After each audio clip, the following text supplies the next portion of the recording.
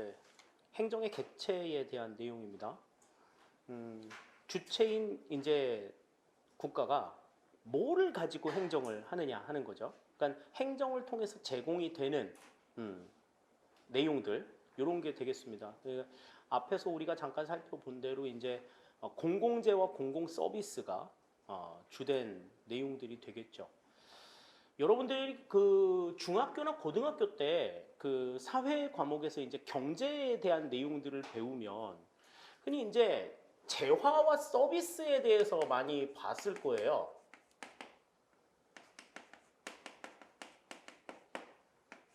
시장에서 이 재화와 서비스를 제공한다. 이렇게 얘기를 많이 들었을 텐데, 자, 재화는 뭐고 서비스는 뭡니까, 이거 대답 못하면, 자, 중고등학교 못 나온 거야. 나왔어도 졸업장이 좀 부끄러운 거예요. 중고등학교 때 나와, 이거. 자, 재화는 뭐고 서비스는 뭐예요? 이걸 알아야지 공공재와 공공 서비스를 구분할 수가 있어. 공공재는 공공에서 제공하는 재화고 공공 서비스는 공공에서 제공하는 서비스거든요. 자, 재화는 다음과 같이 정의합니다.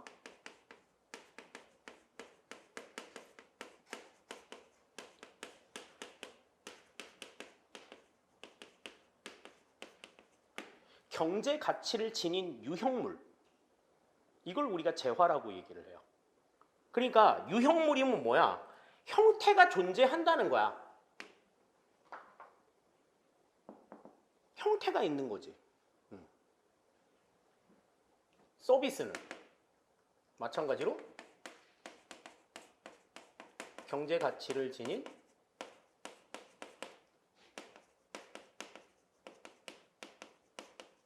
무형물이에요. 이건 형태가 존재하지 않는 거죠. 그러니까 형태가 존재하느냐 존재하지 않느냐를 바탕으로 해가지고 우리가 재화와 서비스를 구분을 합니다. 예를 한번 들어볼게요. 여러분들 전부 다 스마트폰 가지고 다니죠? 그죠? 스마트폰 왜 사? 이걸 물어봤더니 누가 그러더라고. 들고 다니려고요. 그러더라고. 물론 들고 다니겠죠. 지고 다니려고 사겠어? 자, 스마트폰은 유형물이지. 형태가 존재하잖아요. 그러니까 재화나 서비스 중에 어디에 속해? 재화에 속해. 근데 스마트폰을 우리가 사는 이유는 뭐 때문에 사요?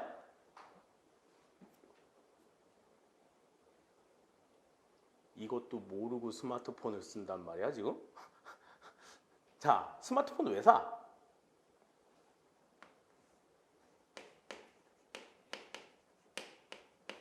이동통신 서비스를 이용하려고 사지 않아요?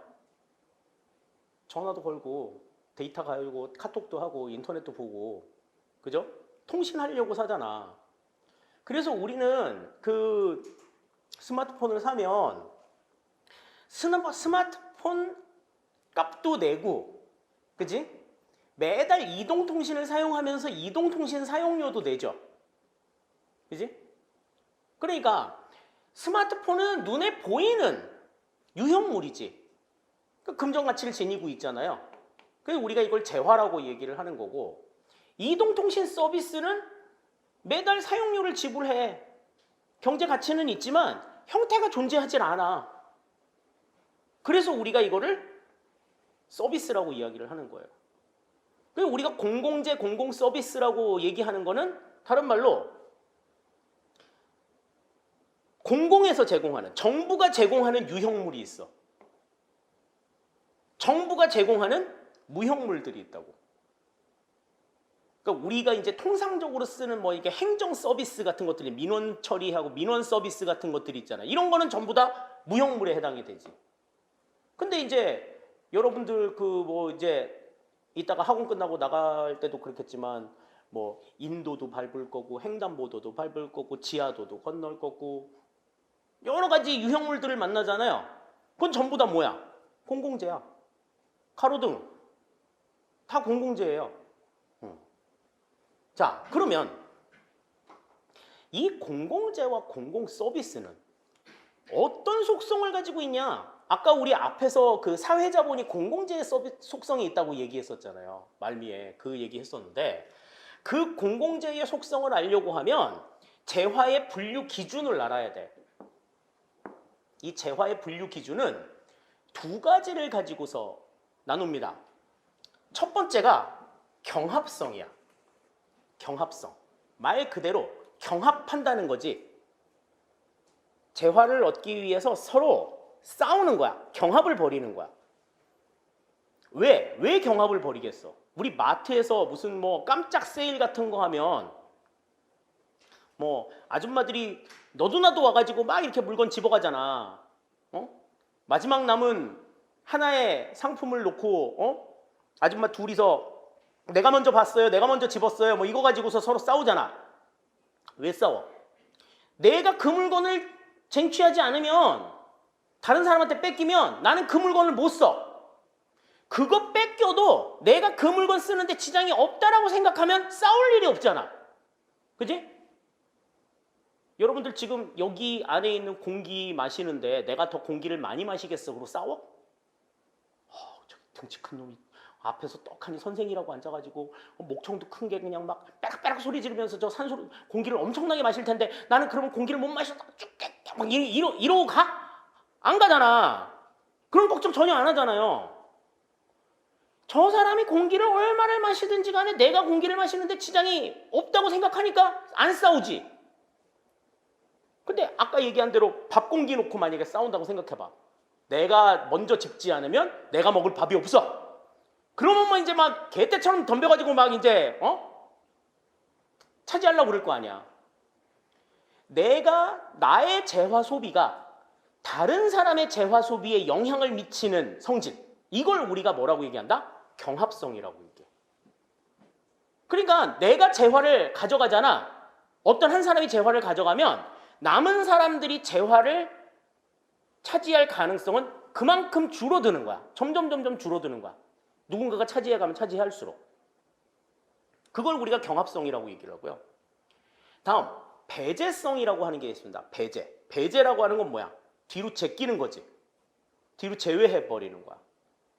그러니까 이 재화나 서비스를 사용하는 데 대해서 대가를 지불한 사람에 한해서만 재화를 사용할 수 있게 해준다라는 거예요. 보통의 시장 재화들이 다 이 같은 배제성을 가지고 있기 때문에 시장에서 거래가 가능해요. 그래서 이 재화의 분류 기준은 이 경합성과 배제성 두 개를 기준으로 해서 구분을 한다라고 하는 겁니다. 자, 그래서 이 경합성과 배제성을 바탕으로 해가지고 재화는 이렇게 네 가지로 구분이 돼요. 경합성의 유무에 따라, 배제성과 경합성의 유무에 따라서. 일단 첫 번째, 배제성과 경합성이 둘 다 존재하는 재화를 우리는 민간재 또는 시장재라고 이야기를 합니다. 시장에서 판매하는 재화, 시장에서 판매하는 서비스를 우리가 전부 다 민간재, 시장재라고 이야기를 하죠. 돈 주고 사서 쓰는 거. 돈 주고 사서 쓰는 거는 내가 사서 쓰면은 다른 사람들이 살 기회가 그만큼 줄어드는 거잖아. 경합성이 있는 거고. 그 다음에 돈 안 내면 그건 도둑놈이죠. 그죠? 그러니까 돈을 대가를 지불한 사람한테만 그 물건을 소유하고 누릴 수 있는 권리를 주는 거야. 배제성이 있는 거지. 자, 그런데 이 민간재 시장재와는 정반대로 공공재는 배제성도 경합성도 없어. 순수 공공재 또는 집합재라고 이야기를 합니다. 나는 서울시 구로구에 살아. 근데 서울시 영등포구에 있는 이 학원을 오면서 뭐 밤에 다니면은 뭐 가로등 불빛도 받을 거고 인도도 밝겠지, 그지? 근데 이제 지나가다가 CCTV로 이렇게 보면서 어머, 쟤는 구로구에다가 세금 내는 애, 영등포구에다가 세금을 한 푼도 안 내는 애니까 자, 쟤가 지나갈 때는 가로등 다 꺼, 슉 꺼, 아니면 인도 푹 꺼져, 사용 못하게 안 한단 말이야. 누구든지 사용할 수 있게 만들어주죠. 그러니까 이런 재화는 배제성도 없고 뭐 그렇다고 대가를 주는 것도 아니고 쟤는 우리 동네에 세금 내는 애 아니니까 쟤는 돈 받아. 쟤는 가로등 지나갈 때마다 한 개당 0.1원씩 돈 받아. 막 이렇게 해가지고 그 사용료 걷거나 그러지 않잖아. 그러니까 배제성도 없는 거야. 경합성도 없고. 이 불빛을 내가 더 막 많이 받는다고 해서 다른 사람들이 불빛 받는데 영향이 있거나 이렇지도 않죠. 그러니까 뭐 등대 같은 거, 그다음에 뭐 교량, 도로 등등등 이런 것들이 이제 공공재에 해당이 되고, 그다음에 뭐 아까 앞에서 나왔었던 국방 서비스나 치안 서비스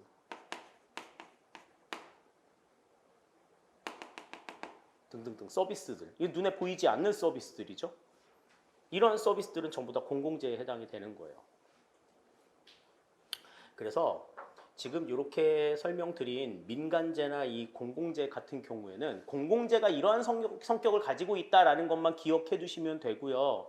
사실 시험에는 별로 그렇게 두드러지게 안 나와. 시험 문제 두드러지게 나오는 건 얘네들이요. 둘 중에 하나만 있는 거. 한쪽은 배제성만 있고 한쪽은 경합성만 있는 거야. 요거 헷갈려서 시험 문제 굉장히 많이 나옵니다. 자, 일단 배제성만 존재하는 재화를 한번 볼까요? 배제성만 존재하는. 이걸 우리가 요금제라고 이야기합니다. 이 두 개를 전부 다 이제 통틀어서 이제 준공공재라고 이야기를 하기는 하는데, 배제성만 존재하는 재화를 우리는 요금제라고 얘기해. 잘 봐. 이런 재화들, 아, 이게 그래서 요금제구나 이렇게 생각할 거야. 통신. 우리 매달 통신 요금 내잖아요. 전화 요금 내고 뭐 이동통신 요금 내고, 그지? 근데 얼마만큼 쓰는 양에 따라 가지고 요금을 내면 그만이잖아. 그지? 그러니까 내가 사용하는 사용이 다른 사람의 사용에 영향을 미치지 않아. 다음. 전기, 수도, 가스. 마찬가지죠. 자기가 사용하는 만큼 돈을 내. 그러니까 내가 사용하는 사용량이 다른 사람의 사용에 영향을 미치지 않는다. 그랬더니 누가 이렇게 질문하더라고. 선생님, 저 요즘에 전력 공급이 부족하다고 전기를 아껴 쓰라고 하던데, 그거는 내 전기 사용이 다른 사람의 사용에 영향을 미치기 때문에 그런 거 아니냐. 틀린 말은 아닌데요. 맞는 말도 아니에요. 그거는 필요한 만큼 공급을 못하는 정부의 문제가 있는 거지. 정부의 공급 시스템의 문제가 있는 거지. 필요한 만큼 쓰는 사람한테 문제가 있는 게 아니야. 물론 막 허투루 낭비하는 거는 나쁜 거지만, 안 좋은 거지만, 그 얼마 전에도 내가 어디 지자체에 그 미팅이 있어서 공무원들 만나러 갔더니, 아이고 요즘같이 더운 날에 어떻게 사세요? 그러는 거야 나한테, 인사가. 그래서 아이 뭐 저희야 괜찮습니다마는 관공서에 계시는 분들이 더 힘드시죠. 그랬더니 아주 죽겠다는 거야. 그 전력 낭비를 막아야 된다고, 전력 소비를 좀 줄여야 된다고 그 공공기관에서 2시부터 4시까지, 1시부터 4시까지인가? 에어컨 가동을 중단시켰대요. 1시부터 4시까지면 굉장히 더울 때 아니야. 그러니까 막 부채랑 선풍기 막 전부 다 동원하고 있고, 막 그 공무원들이 전부 다 반바지 입고 있고 막 이렇더라고. 그거는 공급 체계에 문제가 있는 거지. 필요하다 그러면 필요한 만큼 공급해줘야 되는 게 맞는 거야, 그거는. 그리고 이제 한꺼번에 여러 사람들이 쓰게 되면은 이제 또 뭐 시스템에 과부하가 걸릴 수도 있고 뭐 이제 그런 것들 때문에 생각을 하는 건데, 이제 그런 문제는 차치하고, 이 같은 재화들은 전부 다 필요한 만큼 자기네들이 쓰고 거기에 대한 대가만 지불하면 되는 그런 재화인 거죠. 근데 이제 반대로 경합성만 존재하는 재화가 있어. 이 경합성만 존재하는 재화를 우리는 공유재라고 이야기를 합니다. 사실 이 재화의 분류 가운데서 사실상 공공재 다음으로 시험 문제 굉장히 많이 나오는 재화가 바로 이 공유재야. 이 공유재는 뭐 예를 들어서 이거지, 뭐 천연자원이나 뭐 자연환경,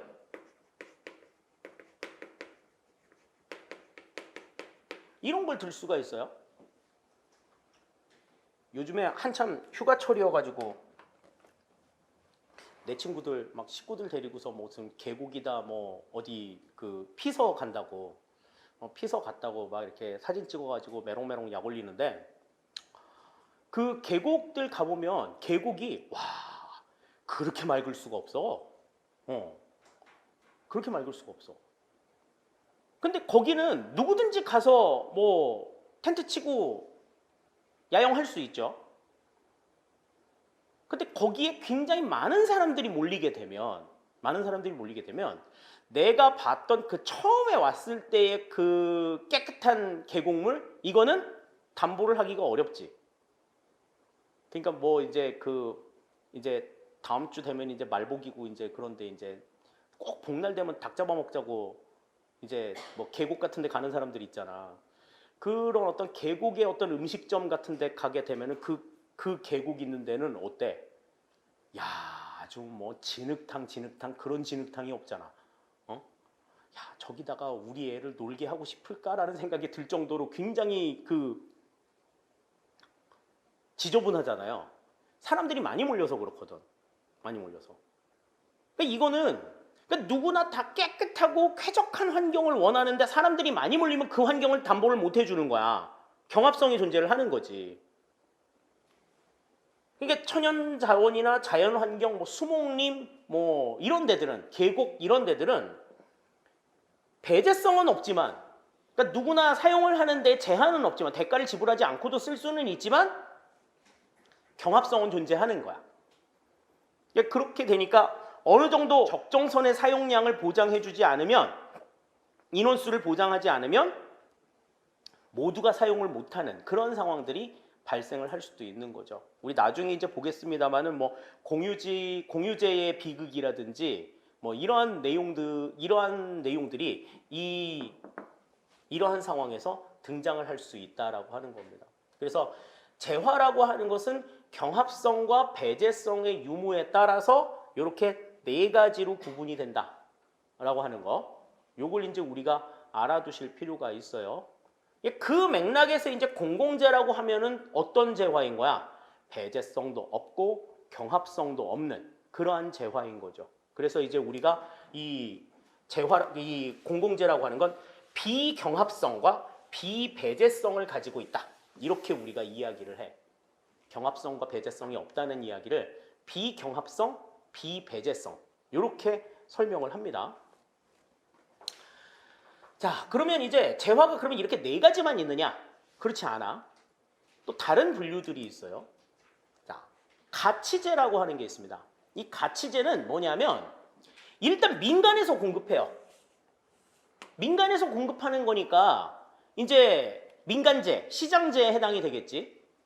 그런데 그 재화를 사람들이 사서 사용을 하는 것이, 재화나 서비스를 누리는 것이 사회적으로 굉장히 긍정적인 효과를 가져오기 때문에 국가가 시장에 개입해서 그 재화의 수급에 개입하는 그러한 재화를 우리가 가치재라고 이야기를 합니다. 여기 이제 예시가 나와 있지만 교육 서비스, 의료 서비스 마찬가지죠. 이 교육 서비스, 의료 서비스 이것들이 이제 우리가 왜 공공재 취급을 받아야 하느냐라고 이렇게 아각거리고 덤빌 때들이 있었어. 최근 4년 내에. 그 국정감사에서 모 국회의원이 그 어린이집의 회계장부 내역을 살펴봤더니 어린이집 법인카드를 가지고 성인용품을 구입한 사례가 적발이 됐다. 야, 도대체 법인카드라고 하면 그 법인의 사용 목적에 맞게 사용을 해야 되는데 도대체 어떤 교육을 하길래 어린이집에서 어린이집 법인카드로 성인용품을 구매하냐?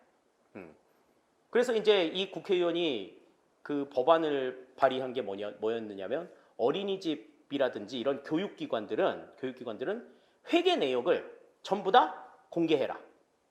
나이스에 공개를 하도록 그렇게 이제 얘기를 했더니 이제 어린이집에서 야 우리는 그렇게 푸시 받아가지고서는 우리는 일 안 해. 그래가지고는 어린이집 전부 다 폐쇄하겠다고 이야기한 적이 있었어요. 왜 우리는 영리 목적으로 우리는 그 사업을 하는 건데 왜 우리가 번 돈 우리가 그 뭐 성인용품에다 갖다 쓰든 뭐 어디다 갖다 쓰든 죄만 안 지으면 됐지, 응? 그게 무슨 상관이야? 그래가지고 우리 어린이집 안 합니다. 문 닫을게요. 그러고선 폐원 조치하니까 이제 엄마들이 이제 일하러 나가는 워킹맘들이 이제 난리가 난 거야. 응. 아이를 어디다 맡길 데가 있어야지 맡겨놓고 엄마 아빠들이 일을 하러 가는데 아이를 맡길 데가 없으니까 이제 일을 하러 못 나가는 거지. 근데 정부가 거의 뭐 요지부동이었죠. 너네 그렇게 함부로 폐원 조치하는 것도 부당하고 너네가 그 사적으로 벌었다고 해가지고 그렇게 돈 함부로 쓰는 것도 부당하다. 그래서 지금은 이제 그 어린이집이라든지 유치원의 그 회계 내역이 전부 다 공개가 되도록 지금 바뀌어 있어요. 근데 이 사람들이 그렇게 푸시 받는다고 해가지고 우리 그 폐원하겠다 막 반발하는 이유는 뭐야? 민간에서 공급하니까 우리는 시장제다 공공재가 아니다라는 거야. 근데 그거는 앞에 내용만 보고 얘기하는 거지 이 얘기만 보고 얘기하는 거야. 우리는 민간재지 공공재가 아니다 이거야. 근데 교육 서비스는 가치재에 해당이 되기 때문에 정부가 공급과 소비에 일정 부분 개입을 할 수가 있어. 사람을 낳아서 그 낳은 사람을 잘 교육시켜서 사회에 정말 필요한 인재로 만드는 건 굉장히 국가적으로나 사회적으로나 의미 있는 일이잖아요. 어떤 교육을 시키든지 간에. 그렇기 때문에 그 교육 서비스의 공급에 있어 학교를 어떻게 학교 수급을 어떻게 한다든지 지금 뭐 학생 수가 줄어드는 상황에 뭐 직면하고는 있지만 대학교의 규모를 얼마만큼 한다든지 고등학교를 얼마만큼 한다든지 예전에 막 그 베이비붐 세대가 있을 때에는 대학 경쟁률이 뭐 한 4대1, 4.5대1 막 이랬었거든. 한 발에 뭐 한 60명 있던 시절이었는데 60명 중에 15명만 4년제 대학을 가는 거야. 나머지 45명은 들러리요. 그냥. 그래가지고 그것 때문에 되게 사회 문제가 많으니까 이제 어떻게 대학 수를 늘려서 많은 사람들이 대학 교육을 받을 수 있게 하자라고 해가지고 대학교들을 많이 세웠거든. 근데 지금은 이제 인구수가 줄어드니까 그게 오히려 이제 부메랑으로 오는 거예요. 이제 그런 문제들이 나타나는 거지. 그러면 이제 어떻게 해야 될 거냐? 그래서 국립대는 이제 1도 1국립대로 전환하자. 한 개의 도에 2개 이상 국립대 있는 데들은 하나로 통합해라. 이제 이렇게 바뀌는 경우들도 있고 국가들이 전부 다 그렇게 얘기를 해주는 거야. 의료 서비스도 마찬가지지. 사람이 죽고 사는 문제는 정말 중요한 문제죠. 그러니까 이제 의료진이라든지 간호사라든지 이렇게 그 의료 서비스의 의료 인력들을 충분하게 확보하는 일 이것도 굉장히 중요해. 이것도 굉장히 중요한데 이제 그거 가지고서 이제 그 의사협회가 막 그 작년에도 되게 으름장 많이 났었잖아요. 그죠? 그러니까 이 사람들이 5년 동안 지방에서 의무적으로 근무해야 된다. 너네들이 의사를 하려면. 그랬더니 왜 선택의 자유를 제한하느냐. 그래가지고 왜 그 의대생들이 국가시험도 거부하고 이랬었잖아. 때마침 또 코로나 사태가 막 터지면서 의료진들이 엄청나게 필요한 상황이었는데 이제 그런 상황들이 벌어지면서 정부도 상당히 조금 난감해하고 그랬었는데 결국에는 그래서 국시 거부했던 사람들한테 시험을 볼 수 있는 기회를 줬죠. 시험을 볼 수 있는 기회를 줬는데 그게 이제 이렇다고 하더라고. 뭐 예를 들어서 한 해에 한 번 볼 수 있는 시험을 그 이듬해에 그러니까 뭐 예를 들어서 뭐 1차, 2차 그래서 2해 뭐 2020년에 시험을 보고 2021년에 시험을 보는데 2021년에 볼 2차 시험의 정원 가운데 일부를 땡겨서 시험을 본 거야. 그리고 하반기에 나머지를 시험을 보기로 이렇게 했대요. 그래가지고 지금 인력들이 부족하니까 지금 여기에서 뽑기로 했던 인력들의 일부를 미리 땡겨가지고 이제 수급을 하는 거지. 그러니까 너네들 거기 가서 시험 봐. 이제 이렇게 얘기를 한 거야. 근데 이제 여기에서 시험을 봐가지고 떨어진 사람들이 있을 거 아니야. 그 떨어진 사람들이 야, 나 하반기에도 시험 볼 수 있게 해줘 라고 얘기를 했대요. 그거는 지금 안 된다고 지금 얘기를 한 상태인가 봐.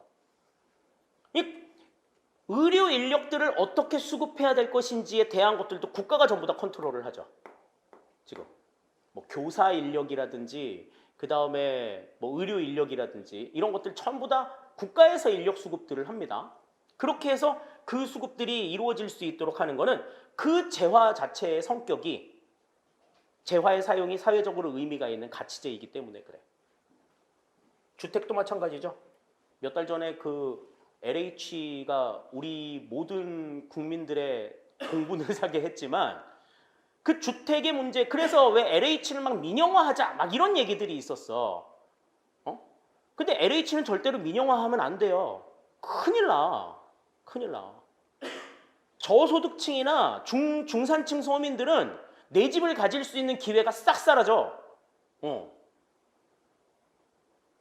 주택 공급을 좀 공정하게 고르게 배분하게 하기 위해서 이제 저소득층들이나 뭐 중산층 서민들에게 주택 공급을 하는 거를 그 LH가 담당하는 거잖아.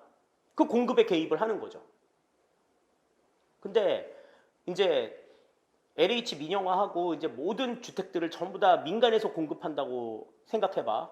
그러면은 이제 주택 가격이 어마무시하게 올라갑니다. 그러면 내 나라 내 땅에 살면서 내가 진짜 발붙이고 살 수 있는 집 하나가 없는 거야. 집이 뭐야? 공간 하나가 없는 그런 상황이 생길 수도 있어. 정부가 개입을 하지 않으면. 다음에 문화행사들도 마찬가지야. 문화행사. 얼마 전에 그 삼성그룹의 이건희 회장이 돌아가시면서 본인이 가지고 있던 고가의 미술품을 전부 다 기증을 했죠. 그래서 그 기증을 했는지 어쨌든지 그걸 가지고 이제 그 이건희 기념관을 만들겠다고, 미술관을 만들겠다는 거야. 물론 이제 그 이건희 회장 부인께서 이제 그 대형 미술관 관장을 하고 있으니까 이제 그런데 이제 관심이 조금 더 많을 수는 있겠는데, 그 이건희 기념관을 뭐 어디가 유치하느냐 그거 가지고도 되게 지금 많이 싸우나 봐. 지금 봤을 때는 그 이건희 회장 자택이 있던 용산구가 가장 좀 유력한 것 같기는 하던데, 문화 서비스 같은 문화 행사나 이 문화 콘텐츠를 향유하는 이 자체가요, 이 국민들의 이 노동 의욕을 고취시키는데 굉장히 큰 기여를 한다는 연구 결과가 있어요. 그러니까 왜 홈리스들, 직장 없고 뭐 이렇게 그냥 밖으로 떠도는 이런 사람들한테 뭐 직장을 주고 뭐 기술을 가르치고 이러면은 사람들이 이제 돈을 벌 거다. 근데 그렇지가 않다는 거야. 그 사람들을 데리고 이렇게 미술관 관람을 한다든지 아니면 뭐 이렇게 오페라 구경을 간다든지 이렇게 문화 콘텐츠들을 이렇게 좀 소비를 시켜주잖아? 그러면 이런 걸 이렇게 누릴 수 있구나. 이런 걸 누리려면 돈이 있어야 되는데 그러면 일을 해야지. 뭐 이런 생각을 가지고서 근로 의욕이 조금 더 이렇게 높아진다는 연구 결과가 있어. 그러니까 이런 문화 행사들, 그러니까 여러 사람들이 정서적으로 이렇게 좀 힐링할 수 있고 정서적으로 어떤 교감들을 할 수 있는 이런 콘텐츠들을 누리는 이런 자체들도 사회적으로 굉장히 의미가 있다라는 거죠. 그래서 우리나라의 왜 뭐 국립현대미술관이라든지 국립극장이라든지 그런 연극이 공연이라든지 어떤 전시를 할 수 있는 공간들을 국가에서 운영을 하는 이유가 바로 그래서 그런 거야. 공급자로 나서고 있는 거죠. 이런 재화들은 가치재에 해당이 되는 거예요. 자, 그런데 민간에서 공급하는 재화가 이렇게 사회적으로 의미 있는 재화이기만 할까? 안 그런 것들도 있어. 그래서 그런 재화들을 우리는 비가치재라고 이야기해요. 이 재화는 소비를 하면 소비를 할수록 사회를 좀먹어. 사회에 악영향을 미쳐. 대표적인 게 이제 마약이죠. 마약. 또 성매매. 그 다음에 음란물의 공유. 뭐 얼마 전에 그 N번방 사건 같은 것들이 있었잖아요. 그 N번방 사건은 정말 악랄했던 게 뭐냐 하면 의도치 않게 선량한 사람들을 피해자로 만들었고 그리고 그 피해자들을 뭘로 만든 거야? 음란물의 대상자로 만들어 놓은 거지. 그 사람들을 대상으로 하는 음란물을 판매한 거야. 음성적으로. 왜 그런 사람들 있잖아. 그냥 나는 포르노 배우예요. 뭐 그래서 외설 영화나 외설 어떤 작품들을 찍는 걸 전문으로 하는 사람들이 있어. 그런 사람들은 그런 걸로 그냥 돈을 버는 사람들이니까 그렇다고 치는데 그러니까 그런 일에 대해서 뭐 이렇게 수치심이나 어떤 부끄러움 이런 거를 다른 사람들보다는 덜 느끼겠죠. 근데 일반 사람들은 안 그렇단 말이지. 일반 사람들은 식구들 있어도 식구들 앞에서 옷 벗는 것도 되게 힘들어하는 사람들도 있는데 자기가 자기의 그 막 부끄러운 모습을 나도 모르는 불특정 다수가 봤다. 그거는 정말 살기 힘들어. 진짜 그렇게 됐다라고 하면 살아남기가 힘든 거지. 그럼 엄청난 짓을 저지르는. 이게 사회적으로 굉장히 악영향을 미치는 거죠. 그러면 어떻게 해야 돼? 국가에서 소비를 못하도록 막아야 되는 거지. 이런 것들을. 술, 담배 같은 경우에는 조금 뭐 여러 가지 논란들이 좀 있습니다. 술, 담배는 야 이씨 국가 너네들 술, 담배 팔아가지고 받아먹는 세금이 얼만데 지금 그런 세금은 세금대로 다 받아먹고 지금 이거를 비가치제라고 얘기하냐? 이렇게 얘기할 수도 있는데 이 술, 담배의 공급을 국가가 쥐고 있는 이유는 이거는 제한을 하는 거죠. 금지는 아니고 제한을 하고 있는 측면이라고 볼 수가 있어요. 그리고 또 우리나라 같은 경우에는 그래도 조금 관대한 편이기는 한데 외국 같은 경우에는 이 술, 담배 판매가 상당히 좀 제한적으로 이루어지는 경우들도 상당히 많이 있습니다. 그러니까 우리나라만 생각할 문제가 아니고 전체적으로 봤을 때 술, 담배 같은 경우에는 비가치제에 해당이 된다고 볼 수 있다.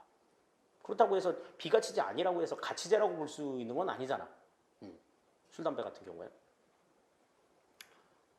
줄이시는 게 좋죠.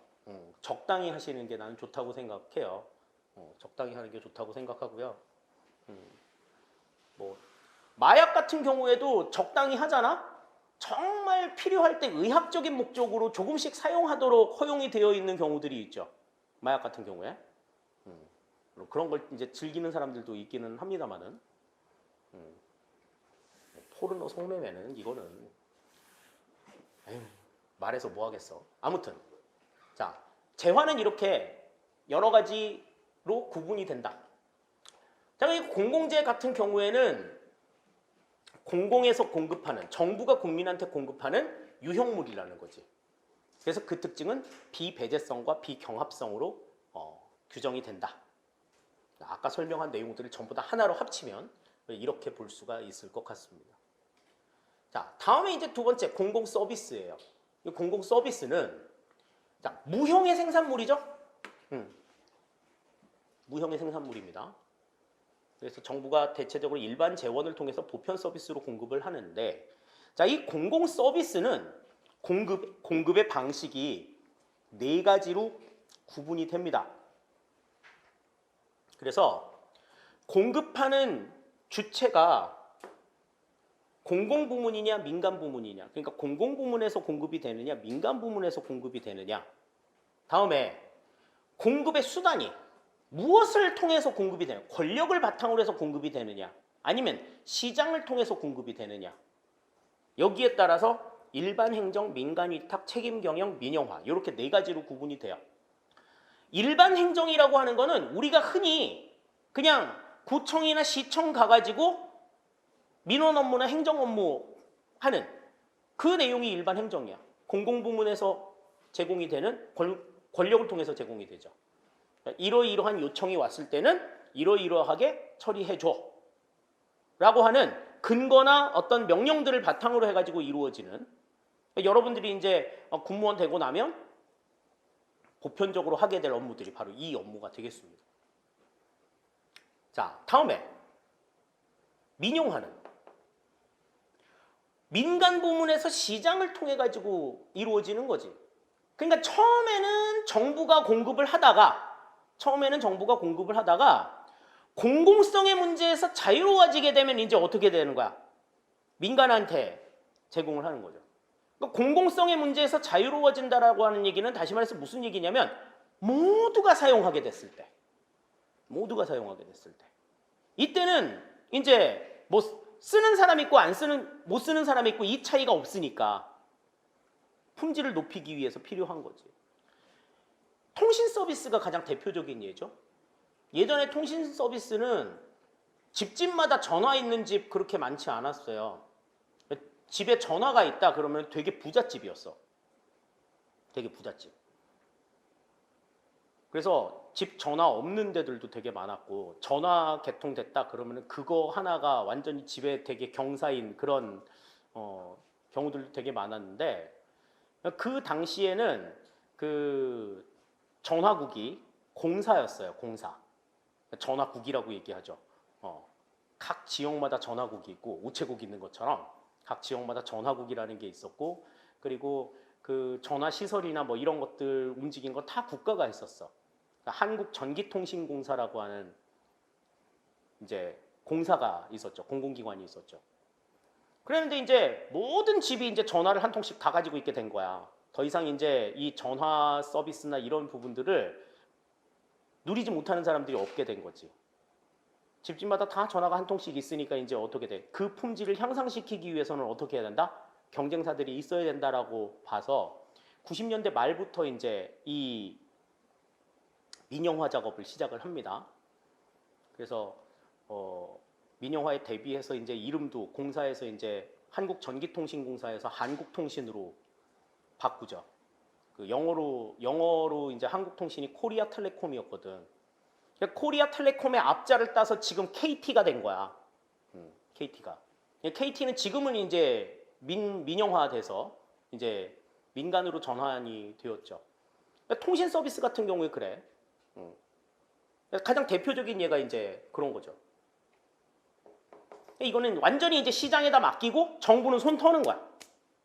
정부는 그 서비스에 대한 책임 없다는 거. 책임도 이제 민간 기업에서 그 제공하는 기업에서 전부 다 담당을 하는 거지, 서비스에 대한 책임도 정부와는 상관이 없다. 정부는 완전히 손 터는 그러한 상황이 이제 민영화고요. 자, 다음에 이제 엇갈려 있는, 아까 우리 그 공급에 있어서도 그랬지만 엇갈려 있는 요 두 개가 사실 상당히 시험에서는 좀 자주 언급이 됩니다.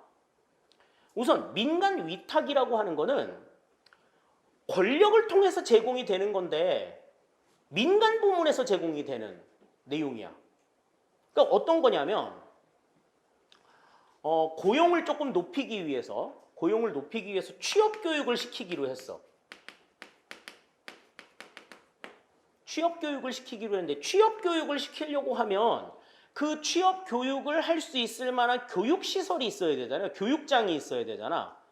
근데 국가에서 공공부문에서 그거를 감당을 하려고 하다 보니까는 이제 엄청나게 많은 교육 시설이 필요한 거죠. 뭐 예를 들어서 뭐 컴퓨터, 뭐 빅데이터 분석가를 양성하기 위해서 빅데이터 교육을 실시한다. 그러면은 빅데이터 교육을 시키려고 하면은 최소한 인터넷 선 들어와가지고 컴퓨터는 있어야 될 거 아니야. 컴퓨터 있어야 되고 뭐 소프트웨어도 있어야 되고 갖춰야 될 것들이 굉장히 많이 있죠. 무엇보다도 이렇게 물리적인 교육 공간이 있어야 돼. 요리를 하려고 하면 뭐 셰프들이 요즘에 각광을 받고 있으니까 셰프들을 키우기 위해서는 이제 뭐 한식 조리사 자격증, 뭐 이런 양식 조리사 자격증, 조리사 자격증을 따게 하려고 하면 요리할 수 있는 공간들이 있어야 되잖아. 실습실이라는 게 있어야 되잖아요. 이런 것들을 일일이 국가에서 다 만들기가 어려운 거야. 그냥 어떻게? 민간 학원들한테 연락해서 우리가 이러이러한 서비스, 이러이러한 교육을 하려고 하는데 너네 시설들을 조금 이용해가지고 교육을 좀 하자. 그래가지고 왜 무슨 컴퓨터 교육이라든지 무슨 취업 교육이나 이런 것들 같은 경우에는 다 어떻게 그 지역의 그 민간 교육 시설에서 프로그램을 진행하잖아요. 그러니까 서비스 공급은 민간에서 해. 그런데 그 서비스에 대한 책임은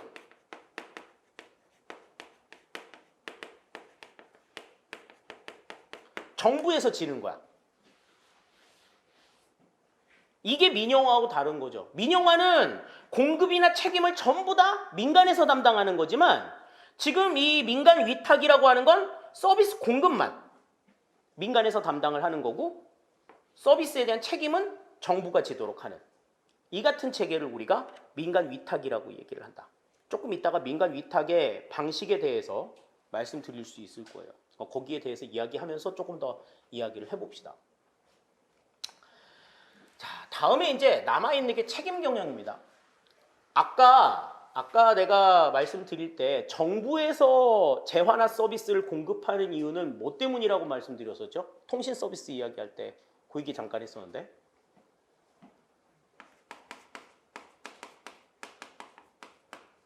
공공성 때문이야. 정부가 어떤 그 행정을 하는 이유는 공공성을 확보하기 위해서거든. 되도록이면 모든 사람들이 서비스를 향유할 수 있도록 하는 게 정부가 움직이는 목적이잖아요. 그런데 시장에다가 그 서비스를 공급하게 되면은 공공성은 떨어질 수 있는데 경쟁력은 확보할 수가 있어. 그렇기 때문에 어떠한 재화에 있어서 공공성을 담보하겠다라고 하면은 이거는 정부가 공급을 하는 게 맞고 경쟁력을 높여야 되겠다라고 하면은 이거는 시장에서 공급을 하는 게 맞는 거지. 그러니까 정부가 공급하던 재화들도 이제는 경쟁력을 확보하는 게 필요하다라고 하면은 민영화를 해가지고 시장에서 공급을 하는 게 맞는 거야. 그런데 아까도 얘기를 했지만 통신시장이 민영화가 되는 거는 언제 민영화됐다 그랬어요? 모든 사람들이 전부 다 통신 서비스를 이용해서 공공성에 대한 문제로부터 자유로워졌을 때 민영화를 했다고 그랬지. 보통의 공공재는 그냥 민영화를 하게 되면 공공성이 떨어져. 아까 주택 같은 경우에도 그 얘기 했었잖아요. LH 민영화하게 되면은 주택 가격이 엄청나게 올라가서 저렴한 가격의 주택을 구입할 수 있는 사람들 없어진다. 저렴한 가격의 주택을 공급할 수가 없다. 그래서 정부가 그건 계속해서 고삐를 줘야 된다고 얘기를 했잖아요. 경쟁력을 높이려면 민영화를 하는 게 맞는데 민영화를 하게 되면은 공공성이 떨어지는 거야. 이 민영화가 공공성을 파괴하는 거야.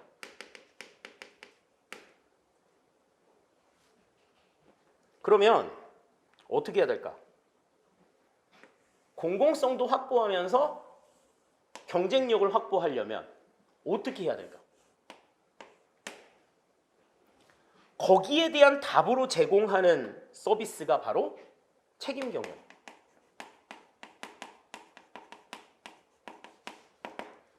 자, 이건 책임 경영은 어떤 내용이냐 하면 일단 공공기관이 서비스를 담당해. 공공기관이 서비스를 담당을 하고 그 다음에 이 공공기관의 기관장을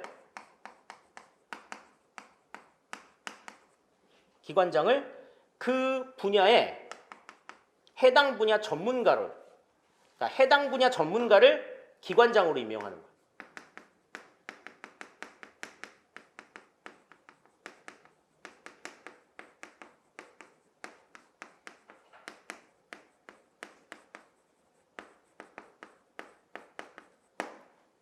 그래서 공공기관이 서비스를 담당하는 이 상황을 바탕으로 해서 공공성을 담보를 하고 이 해당 분야 전문가는 그 분야에 대해서 굉장히 조예가 좀 깊잖아요. 그래서 이 해당 분야 전문가의 역량을 바탕으로 해서 경쟁력을 확보하는 거야. 물론 이 해당 분야 전문가가 그 같은 일들을 하게 하기 위해서 인사나 예산상의 재량을 부여해 주는 거지. 어떤 권한들을 주는 거지. 그래서 이 인사나 예산상 재량을 바탕으로 해가지고 경쟁력을 확보하는 거야. 이 경쟁력을 확보한 대가를 매년 어떻게 해? 성과로 나타내야 된다라고. 그래서 공공성과 시장 경쟁력의 두 마리 토끼를 전부 다 잡기 위한 그 같은 경영 방식을 우리가 책임 경영이라고 이야기를 한다. 이렇게 우리가 생각할 수가 있겠습니다. 자, 그래서 공공 서비스의 공급 방식은 우리가 이렇게 이제 네 가지로 구분을 해요. 네 가지로 구분을 하는데, 자, 이 가운데서 이제 민간 위탁이라고 하는 것은 민간 위탁은 어떠한 방식에 의해서 이루어지느냐? 여기에 대해서 이제 조금 이야기를 해볼게요. 우리 이제 36페이지 보시면 그 민간 위탁 방식에 대한 내용들이 나와 있는데 우선 첫 번째로 계약이 있습니다. 이 계약은 가장 보편적인 민간 위탁의 방식이야. 가장 일반적인 방식이고. 그래서 정부가 민간 업자하고 1대1 계약을 해가지고 너 이 같은 서비스를 제공하기로 한다. 정부가 그 제공에 대해서 정부가 책임을 진다라고 하는 계약을 해가지고 민간이 서비스를 생산하는 방식이에요. 가장 일반적이지.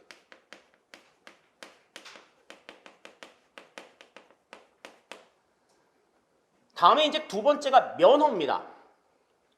이 면허라고 하는 거는 쉽게 설명하면 원칙적으로는 아무도 할 수 없게 되어 있는 상황에서 그걸 할 수 있도록 허락해 주는 것을 우리가 면허라고 얘기해. 예를 들어서 운전면허 같은 게 대표적이죠.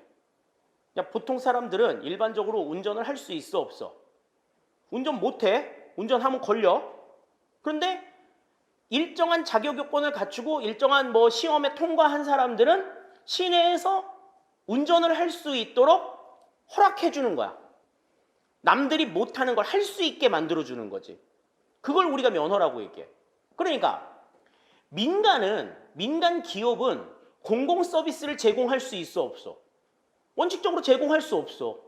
그런데 정부가 자기네들이 비용을 지불하지 않고 이 서비스는 그냥 너네가 제공해라 라고 서비스 제공할 수 있는 자격을 주는 거야.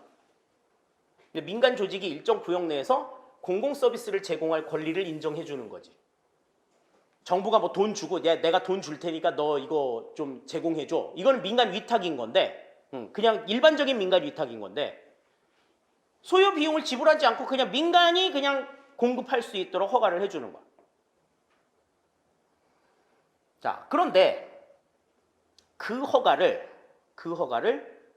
여러 사람들한테 내줄 수 있잖아. 왜 우리 운전면허도 여러 사람들이 다 따잖아요. 자격요건을 갖춘 사람은 모든 사람들이 다 따잖아. 근데 그거를 여러 사람들한테 내주지 않고 한 사람한테만 내줬다. 한 사람한테만 내줬다. 독점으로 허가를 해줬다. 그러면 그걸 우리는 뭐라고 얘기한다? 프랜차이징이라고 얘기를 합니다. 프랜차이징. 그러니까 면허를 딴 사람은 누구든지 운전할 수 있는데 야, 운전은 너만 해. 라고 그 사람한테만 운전면허를 준 거야. 이걸 우리가 이제 프랜차이징이라고 하는 거죠. 자, 다음에 보조금 방식이 있어요. 보조금은 민간이나 개인이 어떤 공공 서비스나 이런 것들을 공공 서비스를 제공한다라고 보기는 그렇고 뭐 이제 좀 공공의 이익이 되는 좀 좋은 일들을 할 때 국가가 현금이나 현물을 통해 가지고 지원을 해주는 이 같은 방식을 우리가 보조금 방식이라고 얘기를 해요. 그러니까 왜 그 노숙자들이나 그 다음에 그 독거 노인들, 그 다음에 기초생활수급자들 같은 이런 분들한테 매번 이렇게 점심 제공해주는 사람들 있잖아. 그 점심 제공해주시는 분들은 그 돈을 어디서 받아요? 다 주위 사람들한테 어떤 성금이나 기부 같은 것들을 통해 가지고 재원들을 마련을 하잖아. 또 자기 주머니 털어 가지고 내잖아요. 그런데 이제 그러한 서비스들이 계속해서 활성화되고 그러니까 그러면 이제 어떻게 하는 거야? 정부에서 관심을 갖고 지방 정부에서 관심을 갖고 뭐 구청에서 뭐 이렇게 일부 뭐 자금을 지원해 준다든지 뭐 어떤 시설을 지원해 준다. 뭐 그 쉽게 말해서 급식할 수 있는 어떤 공간을 제공해 준다든지 뭐 이런 것들이 이제 보조금 방식에 해당이 되는 거죠. 자, 다음에 이제 다섯 번째 바우처가 있습니다. 바우처라고 하는 거는 바우처예요, 바우처. 우리 그 해외 여행 같은 거 많이 갈 때 그 숙박이나 뭐 이런 거 할 때 바우처 발급 많이 받습니다. 이 바우처는 뭐를 바우처라고 얘기를 하느냐면 서비스 이용권을 바우처라고 얘기를 해요. 그러니까 이 바우처는 엄밀하게 따지면 쿠폰하고는 달라. 쿠폰이 아니야. 쿠폰은 뭐가 쿠폰이냐면 어떤 서비스를 이용하려고 할 때 들어가는 어떤 경제적인 부담을 좀 덜어주는 역할을 하는 기능을 하는 게 쿠폰이고 바우처라고 하는 거는 그냥 서비스를 이용할 수 있는 권리를 주는 거야. 예를 들어서 도시락이 5,000원이야. 5,000원짜리 도시락이야. 그러면은 쿠폰을 받았다. 그럼 10% 쿠폰을 받았다. 그러면은 그냥 5,000원짜리 4,500원에 먹을 수 있는 거지. 그러니까 내가 지불해야 될 경제적인 부담을 줄이는 거야. 근데 바우처는 그냥 그 5,000원짜리 도시락을 가져다 먹을 수 있는 권한이 있는 거죠. 내가 경제적인 부담을 부여하지 않고. 그러니까 서비스 이용권과 쿠폰은 그래서 조금 다른 개념인 거예요. 그러니까 문제를 보다 보면은 이 바우처하고 쿠폰을 혼동하고서 문제를 출제하시는 경우들이 조금 덜어 있기는 한데 엄밀하게 따지면 바우처와 쿠폰은 다릅니다. 그래서 바우처 같은 경우에는 소비자가 공급자를 선택할 수 있다라고 하는 특징이 있어. 그러니까 왜 그 결식 아동들한테 요즘에는 이제 조금 더 확대가 됐더라고요. 그래서 뭐 분식집이라든지 일반 음식점 가서도 이제 식사를 할 수 있도록 이렇게 제도가 개선이 되는데 맨 처음에는 방학 때 아이들이 편의점 도시락을 가져다 먹을 수 있도록 되어 있었어. 그럼 편의점 도시락을 먹으려고 하면 뭐 편의점 도시락 여러 개 있잖아. 뭐 CU 가면 백종원 도시락이 있고 GS 가면은 뭐 김혜자 도시락이 있고 뭐 여러 도시락들이 있는데 그 도시락 중에서 그냥 아무 도시락이나 가져다 먹어. 이렇게 되는 거야. 그러면 백종원 아저씨가 좋아요. 그럼 백종원 도시락 먹는 거고 김혜자 아줌마 좋아요. 그럼 김혜자 아줌마 도시락 먹는 거고. 소비자들이 혜택을 받는 사람들, 수혜자가 공급자를 선택할 수 있는 그러한 여건들이 있는 게 바우처죠. 자, 다음에 여섯 번째 자원봉사입니다. 자원봉사. 우리 이제 볼런티어라고 이야기를 하죠. 그래서 개인 또는 NGO나 무보수 봉사단체의 자발적인 지원을 우리가 자원봉사라고 이야기를 하는데 여기서 말하는 자원봉사, 무보수라고 이야기를 하는 거는 인건비를 지급하지 않는다는 얘기야. 인건비를 지급하지 않는다는 얘기지. 다른 뭐 그 업무를 추진하는 데 있어서 필요한 어떤 비품이라든지 물품이라든지 이런 것들은 지급을 받아요. 인건비만 지급을 안 받는 거야. 2018년도에 평창에서 동계올림픽이 있었어요. 최근 개최된 올림픽 가운데서 가장 멋있게 치러진 올림픽이라고 이야기를 합니다. 멋있게 치러졌다는 얘기는 다른 것보다 참가했던 선수들의 불만이 가장 적은 올림픽이었다고 얘기해. 뭐 식사부터 시작해서 뭐 잠자리부터 시작해가지고 뭐 지금 도쿄올림픽하고 상당히 비교가 많이 된다고 얘기를 하죠. 도쿄올림픽은 뭐 숙소나 뭐 이런 것들 때문에 되게 말들이 많으니까 거기에 대한 비교 사례로 이렇게 외신에서도 얘기를 많이 하는 게 그 평창 동계올림픽이거든. 평창 동계올림픽에 자원봉사자들이 굉장히 많이 갔어요. 각국 언어로 이렇게 통역할 수 있는 통역 봉사하는 사람들이 거의 대부분이었죠. 근데 그 통역하는 사람들한테 동계올림픽이잖아. 추운 날 하는 거잖아요. 그래서 이 사람들한테 전부 다 롱패딩을 지급을 했나 봐. 롱패딩이 빨간색이었나 뭐 그랬는데 되게 예뻤어. 그 당시에 롱패딩이 되게 유행을 하던 시기였기 때문에 이제 그거 가지고 되게 말들이 많았죠. 자원봉사자들한테 이 롱패딩을 지급한다는 게 이게 말이 되냐 이게. 자원봉사는 그냥 자기들이 원해가지고 가는 건데 그런 사람들한테 이렇게 롱패딩을 지급한다는 건 말이 안 된다. 근데 이제 그 조직위원회에서 이야기하기는 이렇게 얘기해요. 이거는 유니폼이다. 이거는 그 사람들이 그거 입고 자기들이 할 수 있는 활동을 하도록 지급된 옷이라는 거지. 이거는 인건비가 아니라는 거야. 자원봉사자들한테 무슨 그런 롱패딩을 지급해 이렇게 얘기하는 사람들은 그 열정페이를 욕할 자격이 없는 사람들이야. 그런 사람들은 일을 할 때 들어가는 돈은 지급을 해주는 게 맞는 거지. 인건비는 안 받겠다고 그냥 본인이 선언을 했으니까 그렇다 치더라도, 그러니까 자원봉사라고 하는 거는 인건비를 안 받는 거지, 업무와 관련된 어떤 뭐 실비라든지 뭐 비용이라든지 이런 것들은 자기들이 만약에 업무와 관련해서 돈을 썼다 그러면 지급받습니다. 이거는 그러니까 무조건 돈을 안 받는 게 자원봉사라고 생각하는 건 잘못된 거다.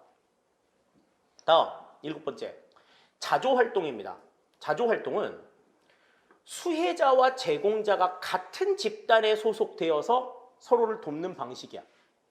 우리 그 각 지역들 보면 지역에 자율방범대라는 게 있어.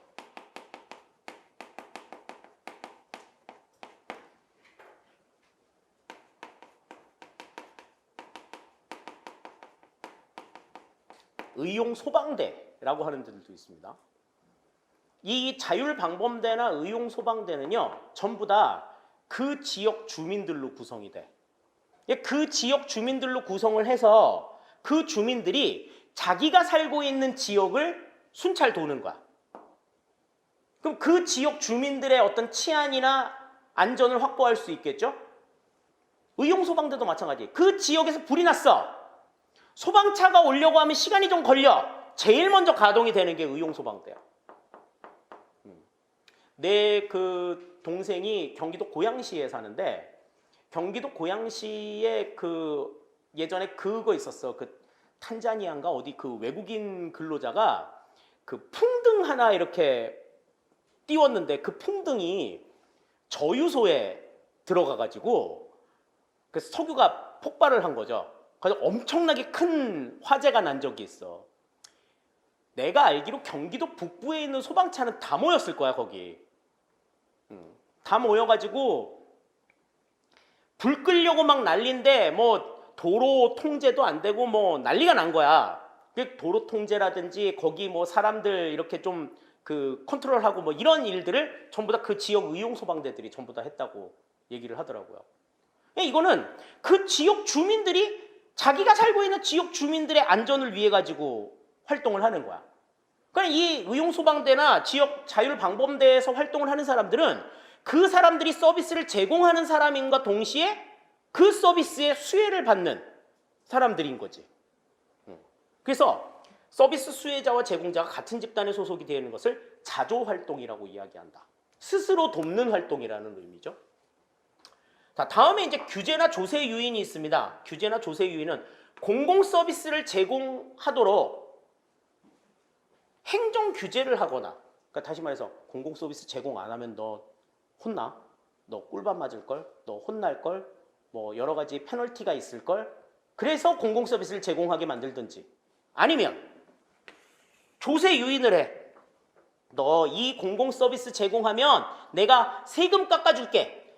요러요러한 혜택을 줄게 해가지고 뭐 제공 안 해도 돼. 뭐 하기 싫으면 안 해도 되는데 하면 이런 혜택이 있는데 뭐 그건 네가 알아서 하고 뭐 이렇게 해가지고 그 사람들이 그 혜택을 보고라도 공공 서비스를 제공할 수 있도록 이렇게 해볼까? 뭐 이렇게 만드는 이 같은 상황인 거죠.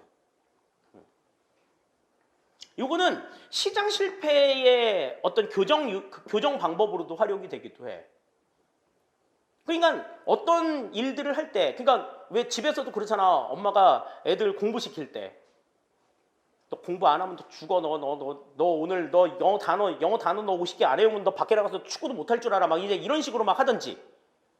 아니면은 너 오늘 단어 50개 외우면 엄마가 저녁에 피자 사줄게. 피자 가지고는 엄마 50개는 어림도 없어요. 뭐 그러면 치킨 추가 뭐 이런 콜 뭐 이래 가지고 이렇게 하는 거는 이제 유인이 되는 거지. 그런 방식으로 이제 민간 위탁이 미루어진다라고 하는 걸 생각할 수가 있겠습니다. 자, 다음에 감축 관리에 대해서 봐야 되는데 감축 관리에 대한 내용부터는요 다음 시간에 봅시다. 네, 지금 시간이 전부 다 됐고요. 감축 관리에 대해서도 우리가 조금 할 얘기가 조금 더 많이 있거든요. 그러니까 감축 관리에 대한 내용과 그 다음에 시장 실패와 정부 실패에 대한 이야기, 지금 그 뒤에 현대 행정의 이해에 대한 내용들이 그냥 시장 실패와 정부 실패로 이제 규정이 되는 내용들이 있는데 그 감축 관리에 대한 내용하고 그 내용들은 우리가 다음 시간에 같이 이야기를 해보도록 하겠습니다.